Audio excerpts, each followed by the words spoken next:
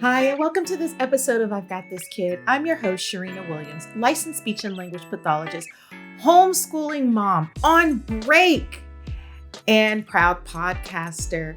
Y'all, I am still so bummed out.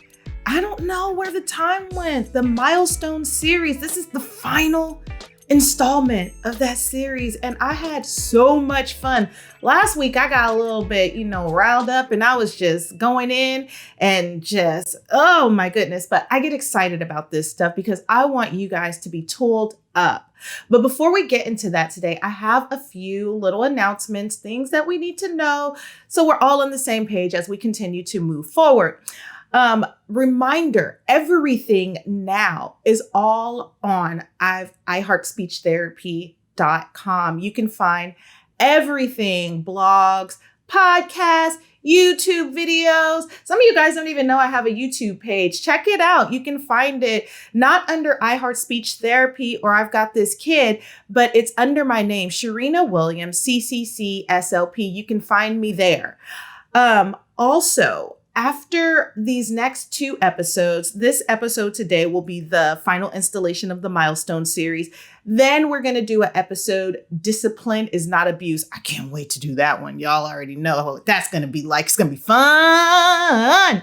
And then we're going to do the Back to School series. And we're going to be covering all kinds of great stuff about finding fit schools. I'm not a homeschooler. What do I do? What are my options? So we're going to be covering a lot of great things. And I believe that'll be 4 or 5 weeks of episodes for that. Continue to send in your questions. I got a question last week and I responded right on the spot. Somebody hit me on the Instagram page and I responded right back to them. And we were all so excited about it. So continue to send in your questions as needed. I'm here as your tool, giving you information.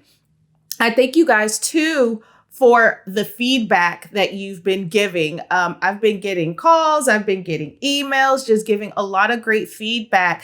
And so I really appreciate it. If you haven't done so already, subscribe, become a member, just to let us know that we're on the right track and we're doing some amazing stuff. Final announcement for today, and then we're going to get right into things, I promise. My family has had a crazy 90 days, not just because of COVID-19 or social distancing, but we've had 2 unexpected deaths in the last 90 days. And it has been like, and that's an understatement. And so for this show, I want to dedicate it to my cousin, Hattie Breed, and her 2 little sugars, Heaven and Sir. I love you guys so much. We're going to pull through this and get through this together. Also to my sister, Charmaine, and her crew. We're going to get through this, y'all. Stay strong. You're in my prayers. So for the last, 4 or 5 weeks, we've been working on the Milestone series. And this is our final curtain call. Not that the sugars stop growing. They don't stop growing. They're still doing their thing. But things certainly take a different kind of turn during this time because now they're shifting from still being cute and cuddly, but now it's time to start sneaking in some other stuff that I had you world changers stay away from, right? I kept saying no pre-academics, no focusing on those things, no thinking about that stuff. But guess what, y'all? Now is the time. So we're going to get into it. We're going to break it down the way that I always break it down because it's easy to remember these 3 areas that speech and language pathologists look at as far as development goes. We always look at understanding language, which is our receptive language, expressive language, our vocabulary that we use to put together words and sentences, and pragmatics, our social skills, how we put all of that stuff together to get along in the world. And that is like a lifelong lesson. Nobody ever really masters that. We learn, but we don't master. But we use this time to teach these skills to make sure that we've got like a really strong foundation. And with that being said, we're going to go straight into receptive language. One thing that we expect at this age is for our sugars to understand commands with prepositions. Put the dish in the sink, right? The N is the preposition. So now they can follow that. So all of that building up those in, on, unders that we did in those last milestones or age and ranges. Now we're expecting them to carry it out with more complex commands and longer sentences. We also expect them to understand simple possessives like yours. This is yours. And this is mine, my, yours, his, hers. And remember, we tackled like the intro of that where they got real excited about understanding mine, mine, mine, mine, mine, and that possessive piece. But now not only do they understand it from their perspective, they should also see it from other people's perspective. Like that's mommy's car, that's your car, that's your shirt, that's your toy, which is important as they continue to grow the community around them. They need to understand that everything doesn't belong to them and that other things belong to other people and that they can't just take everything that they want. We also expect them to respond consistently to who and what questions. And the questions will become more complex and more open-ended. Why? Because they got more words now. And so we expect them to respond with longer strings. But as the world changer, we can start asking like more open-ended things like, who are you going to play with on the playground today? What are you going to do at school during your free time? Or what are you going to do at home during your free time? Or what are you going to do? So we can ask those things. Or if we see them getting into some stuff, we can say, what were you doing? And they'll kind of give you like but you can ask again and they can actually explain from start to finish what they were doing, what was happening, why it was happening, and all the above. So now this is where the conversation becomes a bit more complex because they can give you more information because you've been doing all that work for all that time before, and now it's time to really put it into action. They should understand simple possessive forms like mommy's baby or daddy's favorite boy, my favorite toy, things like that. Because again, that possessive, it extends beyond them now. Everything doesn't revolve around them. And so now they're starting to understand relationships with other people and other things and how other people have established possessive relationships with things that they enjoy. And you might see them get all lit up when they're like, who's my favorite little guy? And they're like, yeah, it's me, right? Because they know that that person has that, I guess, feeling of endearment or feeling of excitement or feeling of whatever that belongs to them, right? And so receptively, things are becoming so much more complex. So there's not as many things that we expect them to master. It's much different than those other stages. Remember, I kept telling you guys between like 18 to 30 months, you need a night nap because so many things are going on. But now it's kind of coming full circle and everything is starting to kind of come into play to where they're really using the stuff that they know and showing you as the world changer that they can apply it in the world around them. They can talk about things. They should be a lot less frustrated during this time because now they're able to understand a whole lot more that's going on. And there should not be as much of you like having to like walk them through things because they should be able to carry it out because they've had all this experience starting at around 12 months of following simple commands. Commands become more complex. As the vocabulary grows, then they're able to apply it to the world around them. So that's actually it for receptive language. For expressive language, that's our vocabulary, the words that they use. Now the single words are becoming sentences. Now the sentences are becoming more complex. I want to just put a plug out there that remember, speech is different than language. Those are not synonymous. They're not the same, right? And so the speech is the sounds that come out of their mouth, the sounds that we use to produce words. Pa, ba, ta, ka, ga, da, was, sh, ch, and on and on and on, right? We use those sounds to make words. And so at this point, their articulators, they've been working. They've been learning how to like work in sync. And remember, the articulators, the lips, the tongue, the teeth, the hard palate, the soft palate, and the brain telling them what to do. They should know what to do by now. And so at this point, they should be pretty intelligible. You should understand a lot of what they're saying. Like there should be no question as to what they're saying and how they're saying it. Because at this point, things should kind of be worked out. And there still may be like some word drop-offs or some sound ending deletions, but that's okay at this point. You should still understand a majority of what they're saying. So with that being said, expressively, we expect them to use words to express observations, to talk about the things that they see. If they go outside, then they're talking about the big airplane in the sky, or the little bug that just flew by them, or the car that was loud, or anything that's going on that they see. They should be telling you about it. And again, this is where it gets really fun, because you can really pick their brains at this point, because they're going to tell you exactly what they see. And you can kind of observe where their vocabulary is and how they're describing things, and you can even build it up.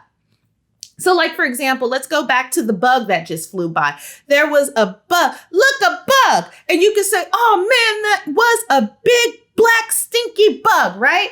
And so I just added a bunch of descriptors there without asking them to do anything. And so next time they see that bug go by, you might hear them repeat some of that stuff that they said.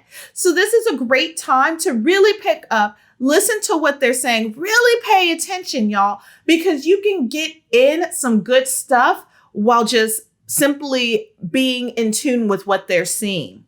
And you can refine some of the thoughts and the ideas and the concepts and the theories, the things that they're thinking and doing. You can refine that and change that during that time and make it make sense to the world around you, around them, not you, around them, because they're really relying on you at this point.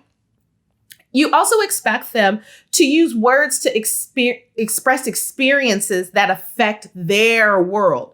Now, this is where, again, I know we talked a lot about possessives and them understanding like yours and mine, but they're still really sensitive about the things that are going on around them, around the things that are happening in their environment. So like if you're an essential worker and they're back at preschool and they're back in that class, they might tell you what happened on the playground. They might tell you what happened outside with sister or brother or a neighbor or whoever it is that they're interacting with that has some kind of impact or effect on how they feel. And this is a great time to like deal with like emotions and how did that make you feel? And it doesn't have to become like a big counseling session, but you can validate that it's okay to feel that way, baby. I'm sorry that little Sarah did whatever she did, or little Jaden did whatever he did. You know, it's okay to feel that way, but X. It's okay to, but X, right? Because we want them to know that what they're experiencing is valid and they're not alone. And we want to give them that space to be able to come to us and kind of help them through that. Teachers are also really great during this time too. Usually they'll help like really get them to like make sense of what's happening in their world. Because again, they're going to be experiencing new things because they're paying attention to new things. Early on, they weren't quite paying attention as much as they are now, because now they're really starting to observe what's going on. And they're going to not just observe, but talk about it with you. We expect them to use phrases and sentences meaningfully. And I think by now you should notice the trend that everything's becoming more conversational. When we talked about receptive, we can now ask open-ended questions and they can respond. We can respond back. We can take conversational turns. I talk, you listen. You talk, I listen. I give 3 seconds, let you respond. I listen actively, then I respond. And we want to really just build up that skill as well, because as we're having these conversations that are talking about their experiences, talking about the world around them, talking about their observations, we're building up their vocabulary. We're teaching them how to communicate, to express themselves in a way that they weren't quite doing before. Remember, everything before was based on like person, place, or thing. They were building up these nouns because they needed to build up their vocabulary, and they needed to build up their vocabulary because they needed to talk about the things or be prepared to talk about the things that's happening around them. So now that they got all these nouns and actions and adverbs, and they've got all these things going on, these modifiers, these pronouns, and all of this fun stuff, they can now apply it with you and talk to you. And the conversations are hilarious at this point because they're blatantly honest and they have no inhibitions. And that's what makes them so great. You know exactly what they're feeling. They're going to tell you what they're feeling because they don't have that filter yet. That's great. They're also using words to relate information about other people, their actions, or their experiences. Now, if you've listened to any of the other episodes, you know I'll tell you in a heartbeat. They're little snitches at this point. They're going to tell on you. They're going to tell on him. They're going to tell on her. They're going to tell on whoever. They're going to tell it to anybody who's listening. They don't even care because they're funny like that. They're observing and they're talking about it. And again, they don't have like that awareness. Like if I tell you what such and such was doing, then that's kind of snitching. And that's kind of maybe in some situations wrong.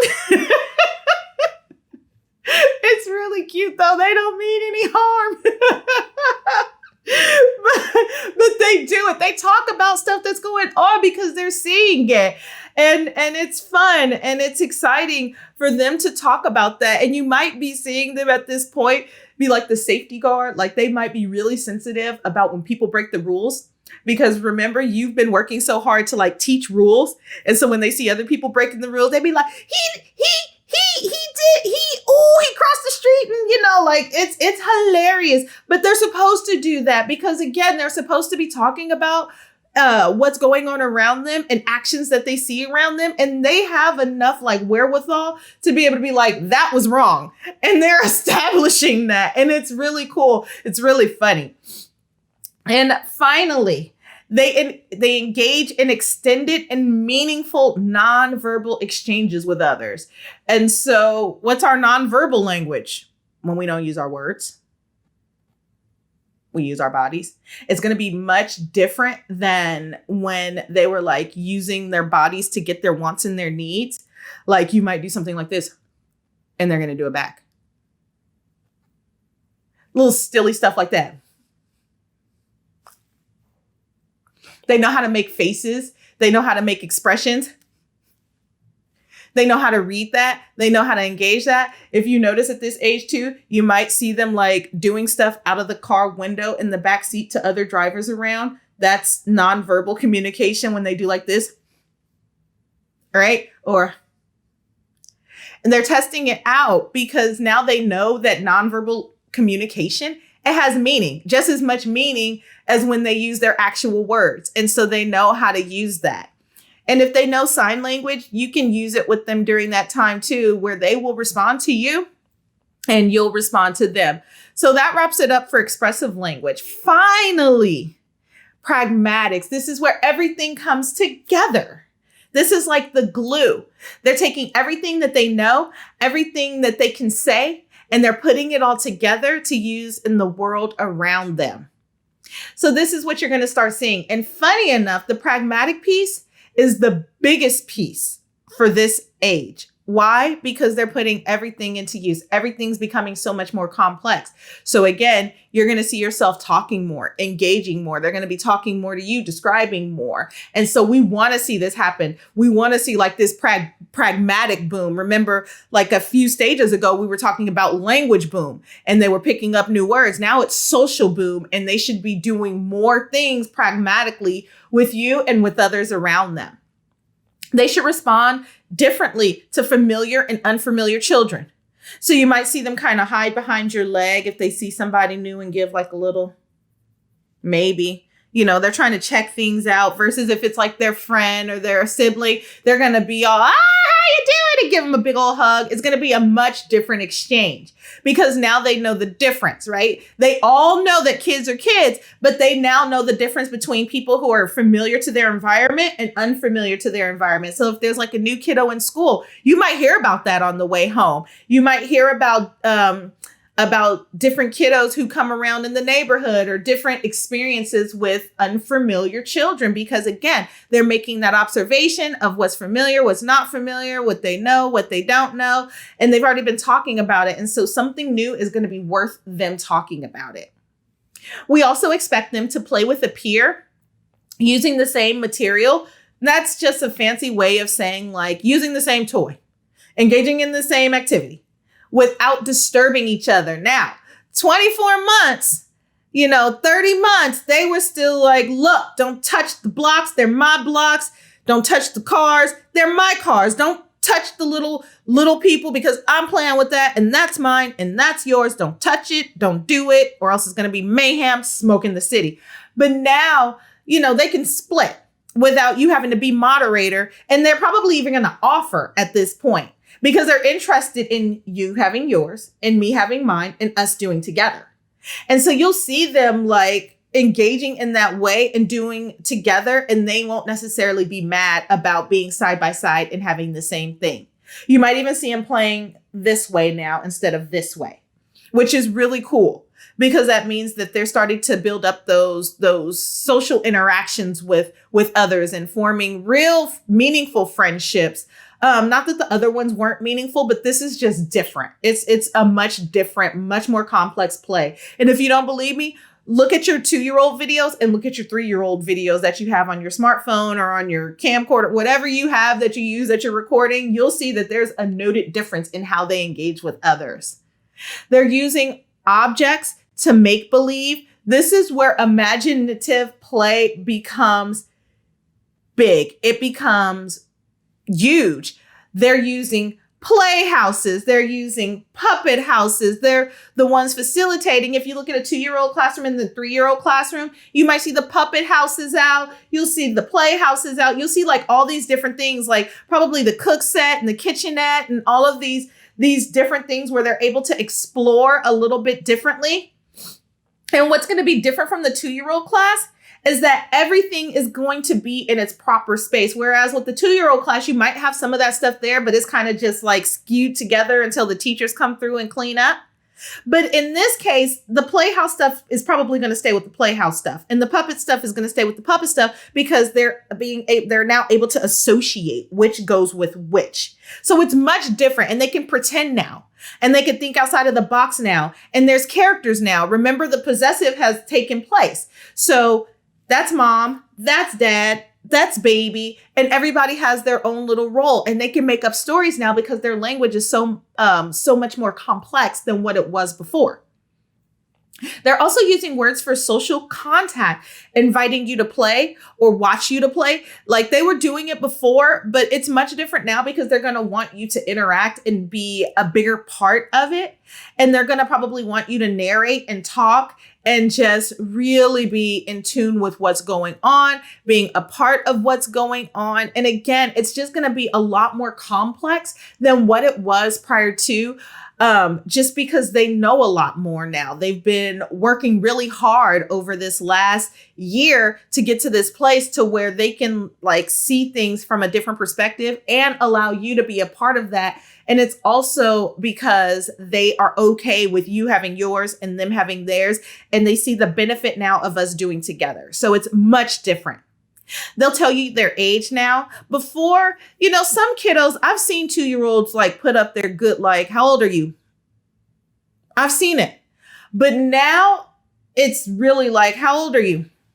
And they're really good about telling you how old they are. They're proud of how old they are. They're proud about where they've come. And there's usually like a lot of assertiveness in there. I'm 3, like I'm old. I've been there and done that. We know we just, oh yeah, you're right. You are 3. Like you are, man, oof, old, up there in age, right? But they really feel like they are just over the hill at this point. They're really excited about their age because they've been working really hard to this point. They're going to engage in adult role playing and imitation. So you might see them imitating you. You might see one of the friends being the mom again, like I talked about that before, and the other one being the dad. And it's hilarious because you get to see how you act now. And they're going to enjoy simple stories being read. Now, I've talked about this time and time again. Like, we start reading to our sugars from day one. If we want to establish sugars who love reading, who enjoy reading, A, we should read while they're really young. B, we should model that in the home, which means we should be reading too. But now you'll see them enjoying and picking out like books that they really love, stories that they really love, characters that they love. So you might have a show on PBS that they really love. And if the book is in the house, then guess what? They're going to be grabbing that book that's associated with that character and having you read it to them because they're really into that character. And again, like, this is one of the big things that happens at this point, is that they're make-believing and they love their characters. And now they've grown an affinity for that. And so they want to invite that character into their world as much as possible. And so a lot of times that's through simple stories. At this point, you're going to love me for this. Oh, I was so glad when my sugars got to this age, because guess what? They can start doing real household tasks. They can start doing chores, y'all. Like real chores. Do not underestimate those people and all their cuteness. They're cute, but make them do some work. Soon as they know colors, guess what? They can sort laundry. Thank me later. If they know that blue is blue, white is white, red is red, sorting can happen. Now, you should always go back through, check things out. I'm just trying to help you. But like that initial sorting, even if it's their own stuff, I would start having them sort laundry. They can put groceries away at this point. They can clean up their room at this point, especially if you have stuff labeled and in bins and wherever it's supposed to go, everything has its home. Stop cleaning up their room. Let them do the first go round. And we know what that's going to look like. But go back after them. Have them start, though. Get them into the routine that they have to contribute to the family, to the herd, to the tribe. They got to do their part. They got to do their part. Like, make them, hold them to that. Do not be the cleaner. They can be the cleaner. They know how to do stuff. They know how to take it out. They know how to put it back. I'm just saying. I'm just saying. They should also respond positively when familiar adults or adults in authority initiate social contact. Kids at this age really love their teachers.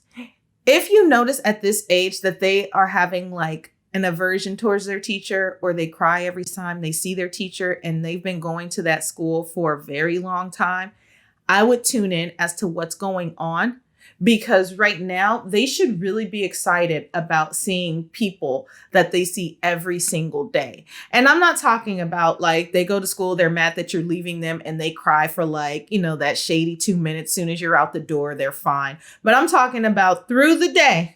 They are having like some kind of feeling, and you keep getting reports about my child is crying, my sugar is crying. You need to have a different conversation with you and your parenting partner about, is this place the best fit for my sugar? Or even talk to the teacher and see what's going on throughout the day. If they give you the answer, good, how was my child's day? Good, that's not good enough. I need a little bit more information. What went good?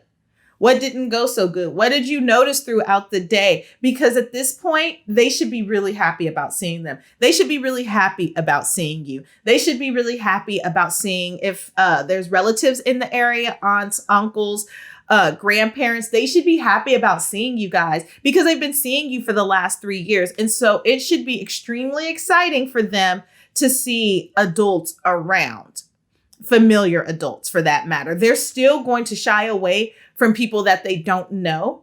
And rightfully so. We want to see that. We don't want them being so comfortable with strangers that it's almost unsafe. Because they should have like that distinction between like, this is somebody I know and this is somebody I don't know. And again, it goes back to like the possessive thing, like you, me, him, her. But the you, me, him, her, I can identify those. But that unfamiliar person, like who are they? Like, they shouldn't be comfortable with that. Finally, they should allow others to participate in their activities. Now, we've talked about this to where they're excited about having a friend have the same toy as them. Well, not like one and they got to split it between the two of them. Don't do that. But like if it was a bunch of blocks out, they should be good with you have some blocks and I have some blocks. And maybe she over there has some blocks. They should be good with others being a part of their play and not just the adults, the sugars too. They should be excited about other sugars being a part of their play, being a part of their world, being a part of their environment because it's fun and it's exciting and it's important to them because again, they're developing those social parameters. That wraps this up for today, y'all. I want you guys to pay attention to this time. You know, again, the understanding language and the using language at this point, they're doing some good stuff. The stuff that they're doing, again, it's not this long laundry list that you need to look out for, but that social piece at this point is crucial. It's critical. It's key because guess what happens after this? It's time for them to go to real preschool. It's time for them to get ready for kindergarten. It's time for those pre-academics to start being established. So we want to know that pragmatically all these things are happening around them because it's going to make such a big difference when it's time to start learning other things. That's going to be on my bonus material. You guys are going to have to check that out on Friday. And don't forget, y'all, go to iHeartSpeechTherapy.com and subscribe, like and share with your friends. Keep spreading the word. Did you guys know that we're almost at 1,000 listens? That's huge. We're not even a year in. I have had a blast. I'm not stopping nothing. We're going to keep this party going. We're going to keep this train going. This has been just an honor and a privilege to be able to share in this space with you guys. I love it. I love it. I love it. I love it. So I want you guys to just do that for me. Take that next step, subscribe, like, and share. And make sure to catch up on past episodes.